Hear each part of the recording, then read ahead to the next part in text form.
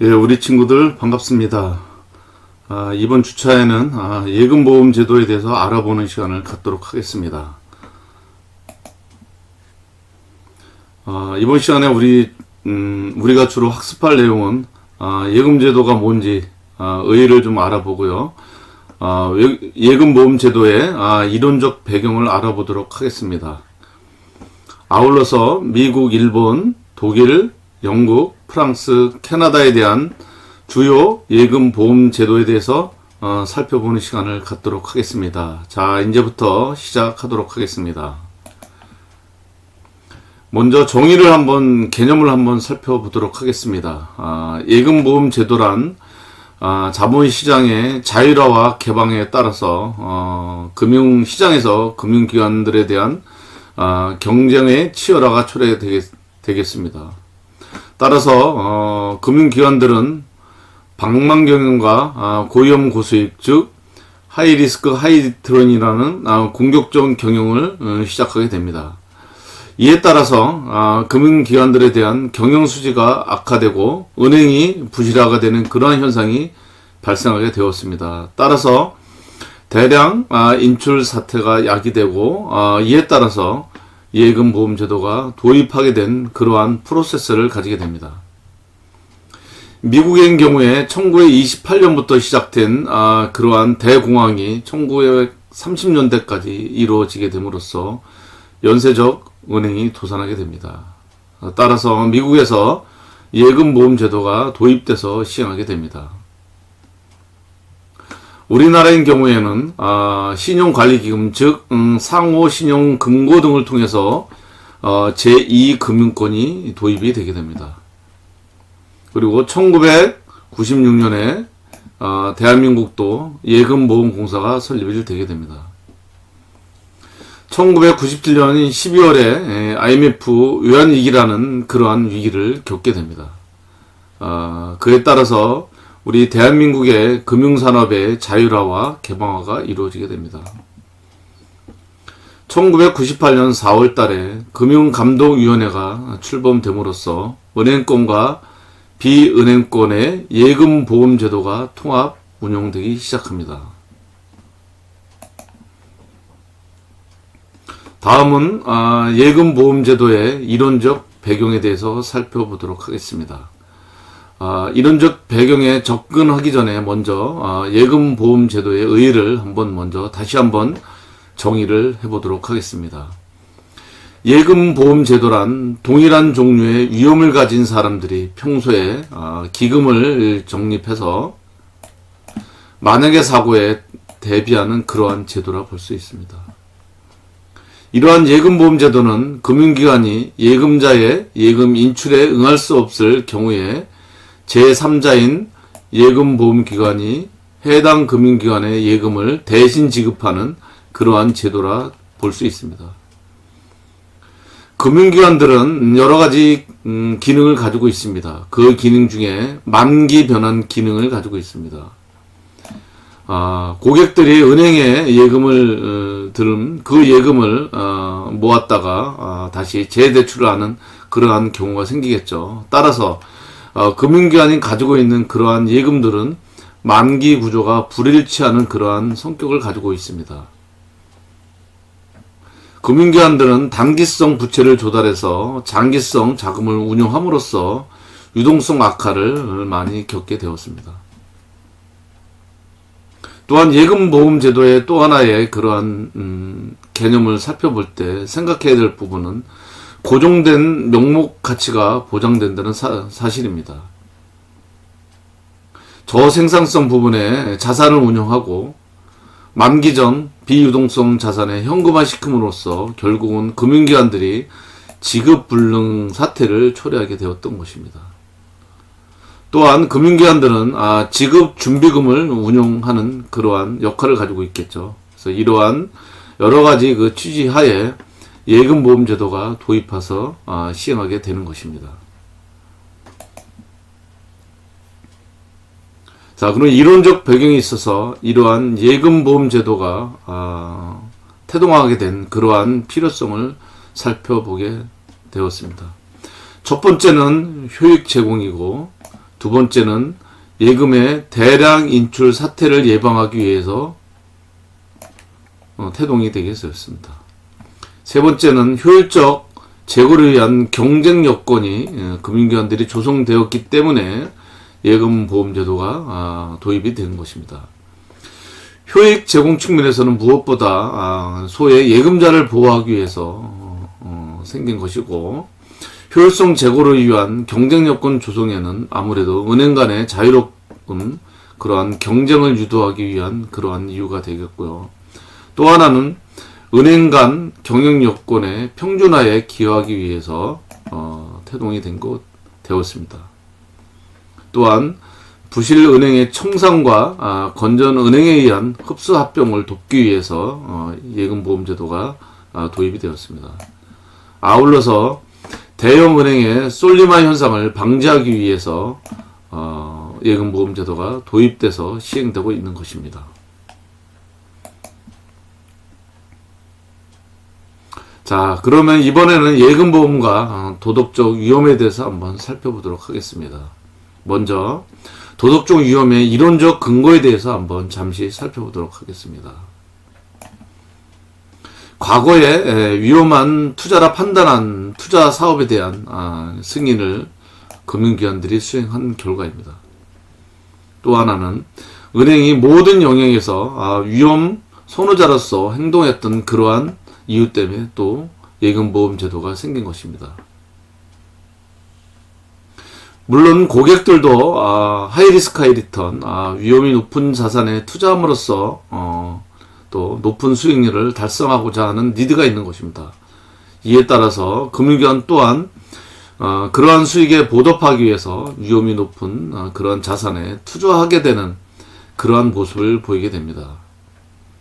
또 하나 무엇보다도 예금자는 상대적으로 수익성이 높은 그런 은행을 선호하게 됩니다. 따라서 이러한 수익성이 높은 은행을 선호하는 그러한 예금자를 위해서 은행 또한 공격적인 그리고 방만한 경영을 또 하게 되는 그러한 이유가 되는 것입니다. 이러한 도덕적 위험에 대한 해소책에 대해서 한번 살펴보도록 하겠습니다. 먼저 사전에 준비를 해서 규제하는 그러한 사전적 규제가 되겠습니다. 먼저 시장에 의한 규율로서 시장 주체들에 의한 은행 감시가 되겠습니다. 그리고 두 번째는 명시적인 규제에 의한 규율이 되겠습니다. 세 번째는 영업지역의 제한이고, 네 번째는 자기자본 비율의 하한선을 설정하는 것입니다. BIS 비율에 대한 부분이겠죠. 그리고 다섯 번째는 대출의 규모와 대상에 대한 그러한 제한이 되겠습니다. 자, 먼저 그러면 시장에 의한 규율로서 시장 주체들에 의한 은행 감시에 대한 내용을 세부적인 내용을 살펴보도록 하겠습니다. 먼저 예금의 부부 범위를 예금의 특성이나 일정 비율로 정하는 그러한 내용이 되겠습니다. 또 하나 정보 비대칭을 해소하기 위한 은행들의 경영정보 공시를 확대하는 것도 사전적 규제의 하나입니다. 그리고 은행의 위험도를 감안한 차등 보험료를 도입함으로써 은행 간의 건전한 재정을 확보하는 그러한 이유가 되겠습니다. 또한 후순위채의 발행을 의무화시키고 금융기관들의 적정 자본금을 규정하는 것 또한 금융기관들의 도덕적 위험을 해소하기 위한 사전적 규제의 하나라 볼 수 있습니다. 명시적인 규제에 의한 규율로서는 전통적 고유 업무인 대출 업무에 금융기관들이 주력하도록 하고, 또한 자기 계산에 의한 투자 규제를 하는 것입니다. 즉 업무 영역을 제한함으로써 타 업무에 대한 그런 리스크를 좀 제한하는 그러한 이유가 되겠습니다. 자, 그러면 도덕적 위험을 해소하는 해소책으로서 이번에는 사후적 검사와 감독에 관한 그러한 내용입니다. 사전적 그러한 해소책과 더불어 중요한 내용이 되겠죠. 자, 먼저 검사 및 감독권의 기성 문제와 같은 그런 본질적인 문제를 고려해서 대처하는 것이 무엇보다 중요하게 되겠습니다. 또한 검사에 대한 인력과 자질, 그리고 검사 주기를 고려해서 피감사기관인 금융기관들에 대한 업무에 대한 그러한 압박 같은 것도 해줘야 될 그러한 필요가 있는 것입니다. 그리고 제도에 의한 사전적 규율로서 자기 자본 비율 규제와 같은 간접적인 그러한 규제에 국한하는 것도 이러한 내용 중에 하나가 되겠습니다. 또한 검사 및 감독 체계를 확립하는데 그러한 비중을 확대하는 부분도 사후적 그러한 감독의 범위에 속하고 있습니다. 마지막으로 건전성 기준에 의한 적기 희정 조치를 도입을 해서 적절하게 도덕적 위험을 방지하는 그러한 제도가 되겠습니다. 자, 그러면 이제는 주요 국가들의 예금 보험 제도에 대해서 살펴보도록 하겠습니다. 먼저 1930년대에는 미국이 즉 1930년대 예금 보험 제도를 도입을 하게 됩니다. 그리고 1960년대 들어서서 인도, 노르웨이, 필리핀, 독일, 캐나다, 핀란드, 일본 등 6국이 예금 보험 제도를 도입하게 됩니다. 1970년대 들어서 일본, 파라과이, 스페인, 아르헨티나, 오스트리아, 네덜란드 등 6국이 또 예금 보험 제도를 도입하게 됩니다. 1980년대 들어서 프랑스, 영국, 터키, 스위스, 벨기에, 콜롬비아, 케냐, 베네수엘라, 칠레, 그 다음에 덴마크, 이태리, 나이지리아, 브라질, 아일랜드 등 15개국이 도입을 하게 됩니다.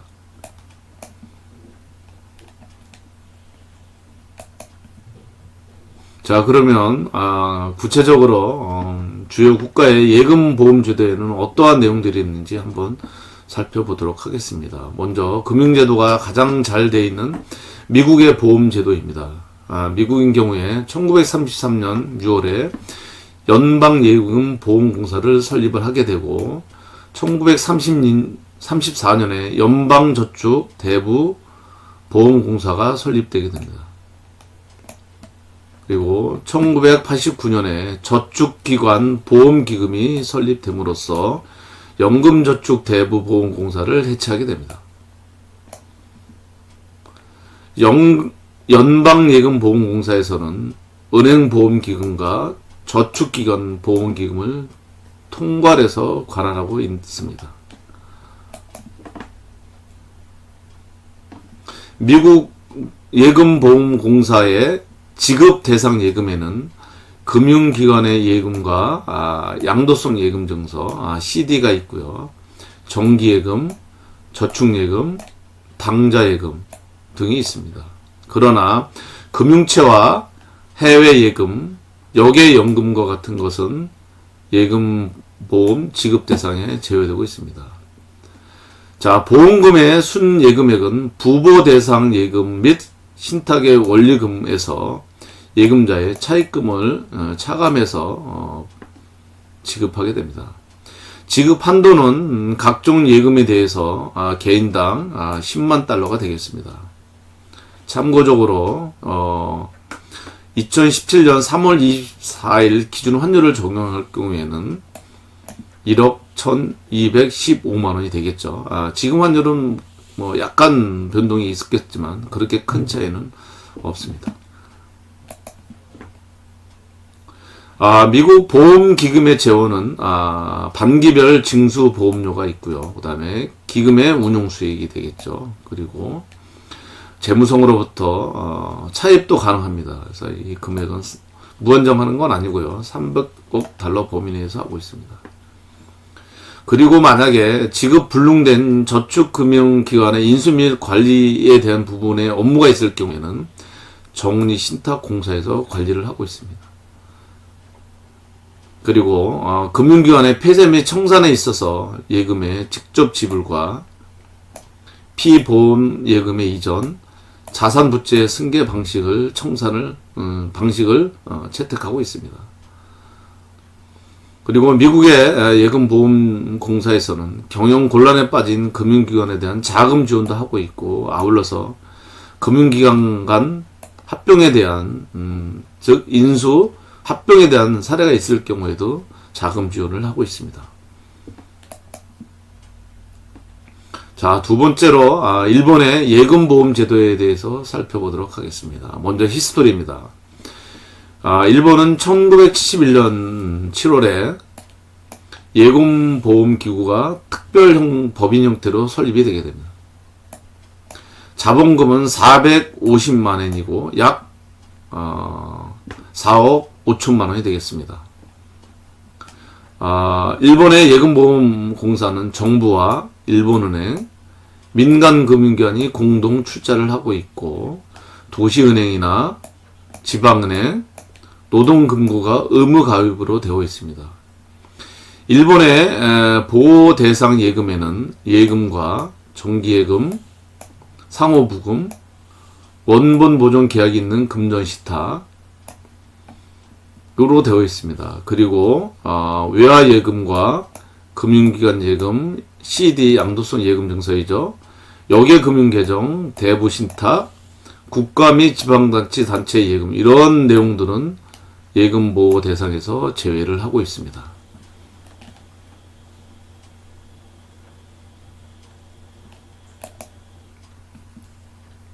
계속해서 일본의 예금보험 제도입니다. 보험금은 1인당 1,000만 엔이 되겠습니다. 약 1억 원이 되겠습니다. 일본 예금보험공사의 주로 재원 조달에는 최초 출자금과 가입 금융기관이 매년 납부하는 보험료, 그리고 공사가 운용하는 여유자금의 운용수익, 그리고 부족한 경우에는 일본은행으로부터 약 5천억 엔 범위 내에서 차입이 가능하도록 되어 있습니다. 보험료율은 금융기관 전년도 말 보험 대상 금액의 0.084%가 되겠습니다. 이러한 보험료를 통한 재원 조달을 통해서 금융기관에 대한 예금 지급을 할 수 있습니다.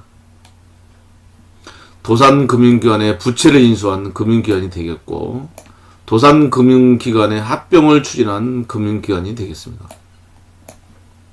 그리고 가해 금융기관에 대한 채무보증 및 인수 등을 통한 그러한 지원 업무를 일본의 예금보험공사는 수행하고 있습니다. 아울러서 일본의 예금보험공사는 가해 금융기관에 대한 업무상 필요한 자료 제출도 요청을 할 수 있게 되어 있습니다.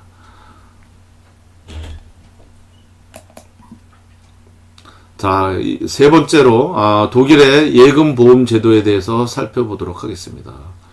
독일의 예금보험공사는 1966년에 설립이 되게 됩니다. 보험공사에 가입하는 금융기관으로서는 금융기관의 자유의사입니다.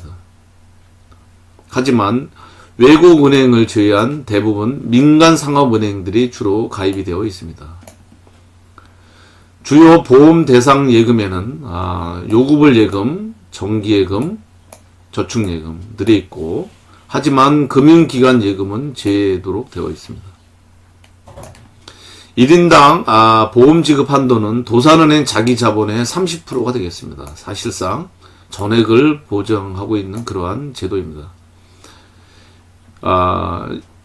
독일의 예금보험공사의 주요 재원으로는 가입 금융기관의 정부 출연금, 기금운용수익, 그리고 부보 대상 예금 잔액의 0.03%로서 정부 출연금이 증액이 가능하도록 되어 있습니다. 그리고 독일의 예금보험제도의 하나의 특징은 채무와 보증을 대행하고 또는 승계를 위한 자금 지원을 하고 있다는 그러한 성격을 가지고 있습니다. 아울러서 대다수 국가가 수행하고 있는 그러한 제도들이죠. 경영 상태가 좀 어려운 그러한 은행들을 매수하고 때때로 경영 참여를 하는 그러한 특징을 가지고 있습니다.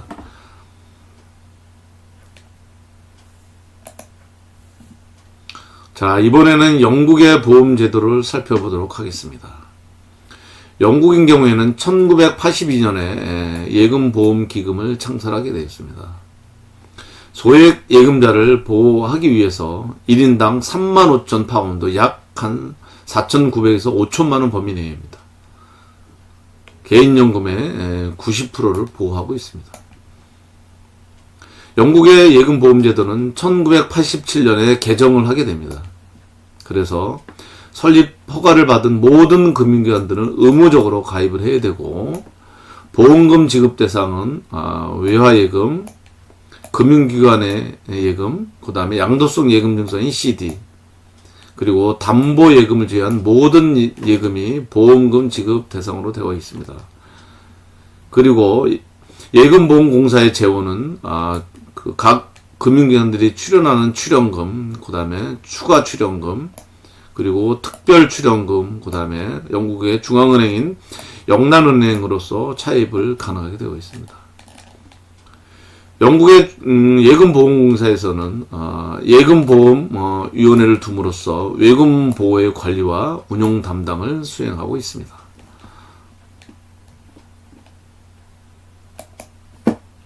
자, 이번에는 프랑스의 예금보험 제도에 대해서 살펴보도록 하겠습니다. 프랑스의 경우에는 1987년에 은행업계의 자율인 민간기구로 예금보험제도를 설립하게 됩니다. 프랑스 은행협회에서 관리 운영하고 있습니다. 보험 기능은 없지만 아울러서 정기적인 보험료도 없습니다. 가맹은행 간 손실 분담 협정 기능을 수행함으로써 재정 관리를 하고 있습니다. 그리고 은행이 파산할 경우에 예금 잔액을 감안해서 결정된 출연금에 의한 보험금을 지급을 하고 있습니다. 가입 대상은 모든 은행이지만 자유의사를 채택하고 있습니다. 보험금 지급 대상으로 상품은 외화예금, 금융기관 간 예금, 그 다음에 CD, 양도성 예금을 제외한 모든 예금이 되겠습니다. 또 프랑스의 경우에 다른 국가와는 달리 CD를 제외하고 있네요. 보험금 지급 한도는 1인당 4만 유로, 즉 한 4,800만 원에서 한 5천만 원 되겠습니다. 그리고 프랑스의 예금보험 제도 중에 하나인 기구로서 프랑스 은행위원회와 감독기관을 설치하고 있습니다. 1984년 은행법에 의해서 설립이 되었고요. 주로 이 위원회와 감독기관들은 금융기관의 안전성과 건전성을 좀 증진을 하고 있습니다.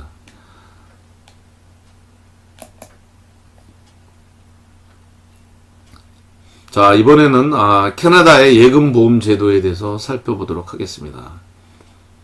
캐나다의 예금보험은 1967년 금리 자유화 시행 시에 캐나다 예금보험공사를 설립하게 됩니다. 이 공사에서 1980년대 이후 예금보험 기능을 수행하게 됩니다. 주요 내용을 살펴보면 먼저 가입 대상으로서는 치커은행, 연방법에 의한 신탁회사와 저당 제출회사, 그리고 주 법인인과 금융기관은 자율로 가입이 되어 있습니다. 보험금 지급 대상으로서는 외화 표시예금, 5년 이상 정기예금 등 제외한 모든 저축예금과 정기예금이 되어 있습니다. 보험금의 지급 한도로서는 1인당 6만 캐나다 달러입니다. 약 한 5천만 원이 되겠습니다. 캐나다의 주요 예금보험공사의 재원으로는 금융기관들이 납부한 보험료와 아울러 부족할 경우에는 정부 차입으로서 재원을 두고 있습니다. 아울러서 캐나다 예금보험공사는 차입기관에 대한 무담보 대출과 지급 보증 업무를 아울러 수행하고 있습니다. 자, 여러분들 이번 시간에는 예금보험 제도의 의의와 그 다음에 역사적인 배경, 그 다음에 예금보험 제도가 잘 운용되기 위한 사전적인 그러한 규제 방안과 사후적인 규제 방안, 그리고 우리나라를 제외한 주요 선진국가의 예금보험 제도에 대해서 학습하는 시간을 가졌습니다. 여러분들 수고하셨습니다. 우리 또 다음 시간에 반갑게 만나도록 하겠습니다. 강의를 마치도록 하겠습니다.